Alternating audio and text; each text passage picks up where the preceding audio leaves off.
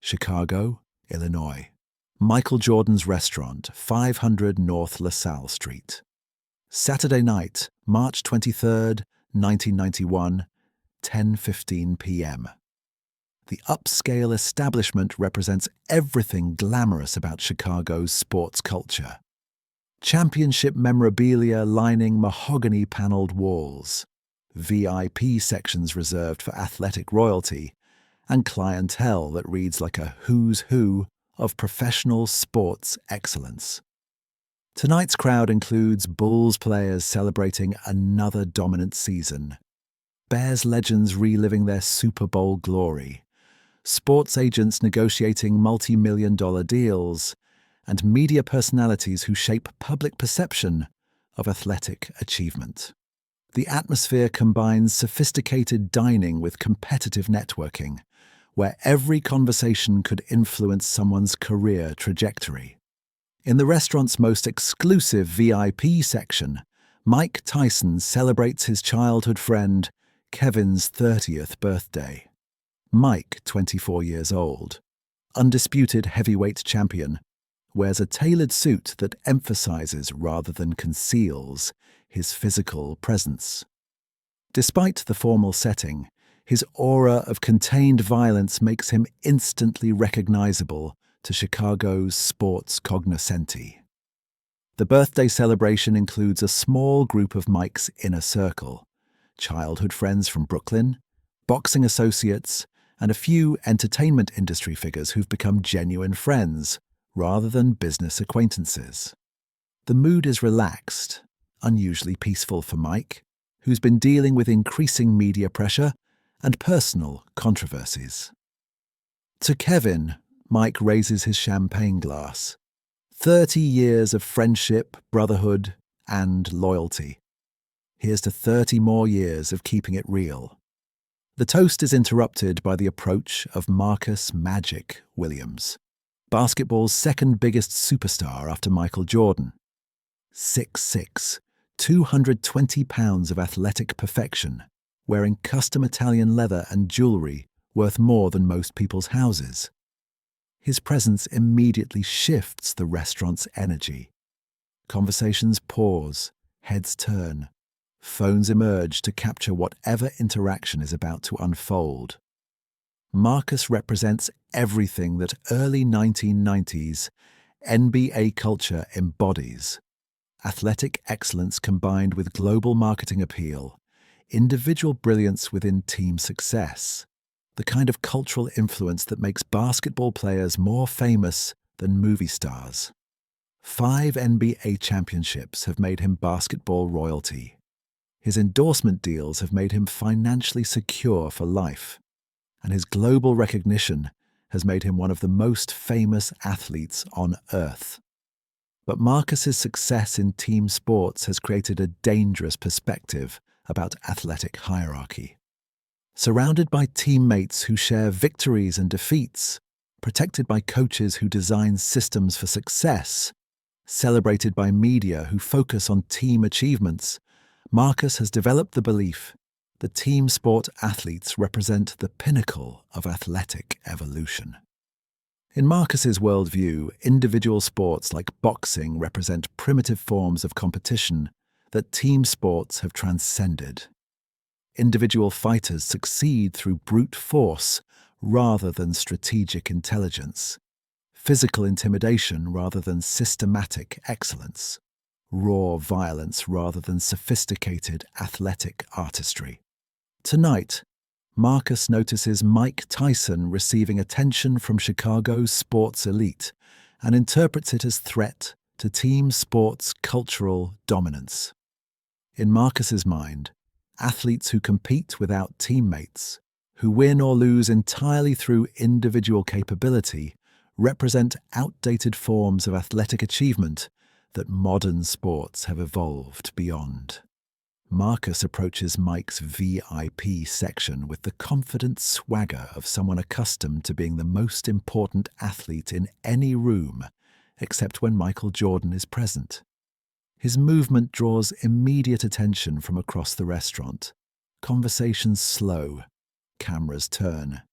everyone senses that basketball royalty is about to make a statement about athletic hierarchy. "Mike Tyson, right?"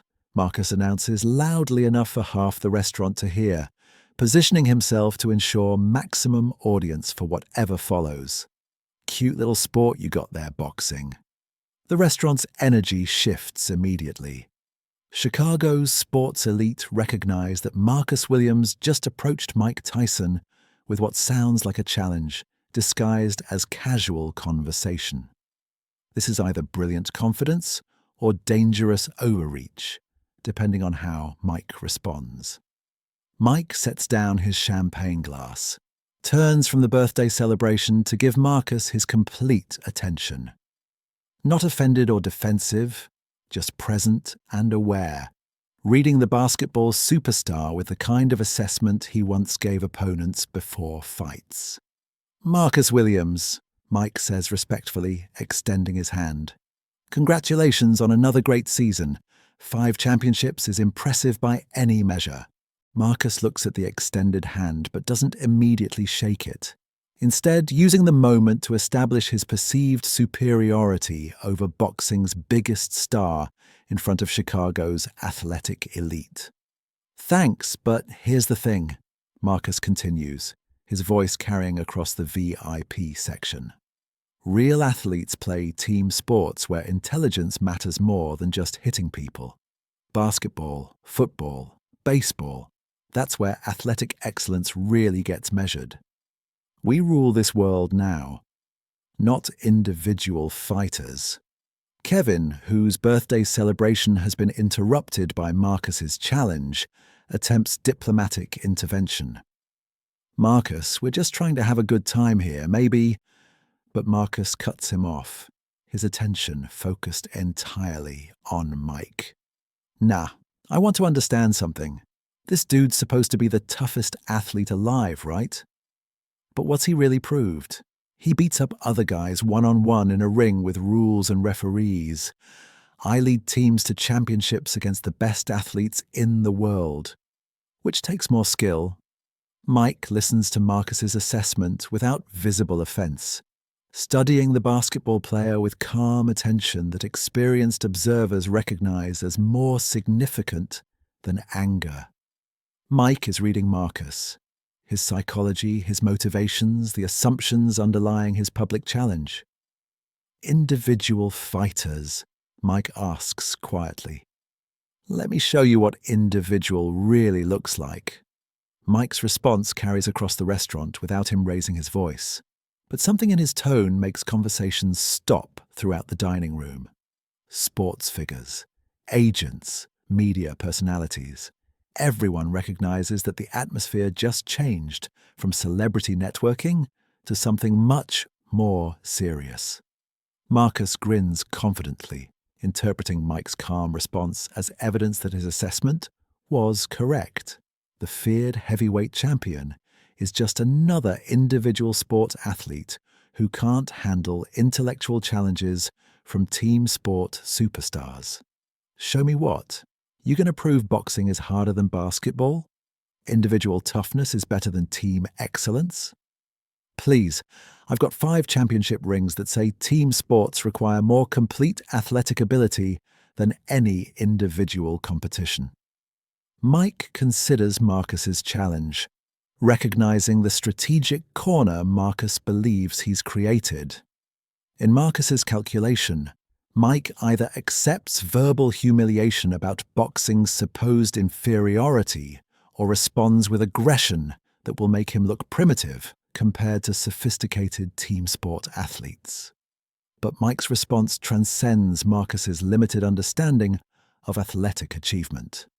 Instead of defending boxing or arguing about sports hierarchy, Mike simply stands from his chair, his movement controlled and deliberate. The size difference becomes apparent. Marcus has 2 inches on Mike, but Mike's presence fills space in ways that height measurements can't capture. Something about his posture suggests that individual capability might be more significant than Marcus assumed. Marcus, you're absolutely right about team sports requiring intelligence, strategy, systematic excellence. Basketball at your level is incredibly sophisticated. 5 championships prove you're one of the greatest team athletes ever. Mike's acknowledgement of Marcus's achievements surprises everyone listening, including Marcus, who expected defensive reaction or aggressive challenge rather than respectful recognition of his basketball excellence. "But you made one critical mistake tonight," Mike continues, his voice remaining conversational while carrying absolute authority. "You confused team protection with individual capability. You confused systematic success with personal strength. You confused being part of something great with being great by yourself." Marcus's confident expression begins shifting as he realizes Mike's response isn't following the script he anticipated. This isn't the primitive individual sport athlete who can't handle intellectual competition from sophisticated team sport stars. See, Marcus, in team sports, when things go wrong, you've got teammates to help, coaches to make adjustments, systems to fall back on. When you're tired, someone substitutes for you. When you're having a bad game, someone else can carry the load. When you face a problem, the team solves it together. Mike gestures toward Marcus's expensive clothing, his championship jewelry, his successful career built on team achievement. All of that success, it's real, it's impressive, but it's shared success. You win championships because 5 great players work together, because coaches design perfect systems, because organizations provide everything you need to excel. The restaurant crowd listens intently, recognizing wisdom in Mike's analysis that transcends the original challenge about sports hierarchy. Sports figures who built careers in both individual and team competitions understand exactly what Mike is explaining. But individual fighters? Mike takes one small step closer to Marcus, not aggressively but purposefully, creating psychological pressure without physical threat. "When I step in that ring, I'm completely alone. No teammates, no substitutions, no systems, no help. Just me against someone trying to destroy me." Marcus instinctively steps back slightly, his body language revealing nervousness that contradicts his verbal confidence about team sport superiority. "Every decision is mine. Every mistake is mine. Every success is mine. Every failure is mine. When I get tired, I fight through it alone. When I get hurt, I recover alone. When I face a problem, I solve it alone or I lose alone." The VIP section is completely silent except for Mike's voice and the distant sound of conversation from other parts of the restaurant. Every athlete present recognizes that they're witnessing something more profound than sports rivalry. This is education about different forms of athletic courage and capability. You asked which takes more skill, team excellence or individual fighting. Wrong question, Marcus. The right question is, which takes more courage? Competing where you can share responsibility or competing where everything depends entirely on you? Marcus swallows hard, his basketball superstar confidence evaporating as he realizes Mike's response has completely reframed their interaction. Instead of the expected defensive reaction or primitive aggression, Marcus is receiving education about athletic psychology that makes his original challenge look shallow. You rule the sports world as part of a team. I rule my sport completely alone. You succeed when your team succeeds. I succeed when I succeed. You fail when your team fails. I fail when I fail. Which one of us really understands what individual greatness looks like? Mike extends his hand again, the same respectful gesture he offered at the beginning of their interaction. 5 championships with teammates is incredible achievement. 1 championship alone is a different kind of achievement. Both deserve respect, but don't confuse them. Marcus shakes Mike's hand, recognizing that refusing would confirm everything Mike just explained about the difference between team courage and individual courage. Mike's grip is controlled, respectful, but Marcus immediately understands the power differential between shared strength and individual strength. "Your basketball career is remarkable," Mike says as he releases Marcus's hand. "Your team leadership is impressive, but don't confuse systematic success with individual capability. They're different kinds of athletic excellence, and smart athletes understand the difference." Mike returns to his seat, raises his champagne glass toward Kevin. "Where were we? Oh yeah, 30 years of real friendship. The kind that doesn't need a team to be genuine." The birthday celebration resumes, as if the last 10 minutes were just casual interaction between professional athletes. But everyone in the VIP section understands that they witnessed something significant about different forms of athletic achievement and psychological strength. Marcus stands motionless for a moment, processing how his confident challenge of boxing's biggest star became education about individual versus team courage. The basketball player who approached Mike with superstar confidence now understands why some athletic achievements can't be shared, systematized, or explained in team statistics. The incident spreads through Chicago's sports community within hours. By Monday morning, every major figure in professional athletics knows that Magic Marcus Williams challenged Mike Tyson about sports hierarchy and received a lesson about the difference between team excellence and individual greatness. Marcus's career continues successfully, but his perspective on different sports changes permanently. He never again suggests that team sports represent superior forms of athletic achievement, and he becomes notably respectful when encountering individual sport athletes whose success depends entirely on personal capability.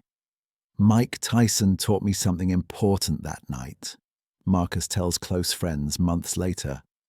"I thought team success made me superior to individual athletes. Mike showed me that different sports test different kinds of courage, and individual courage might be the hardest kind to develop."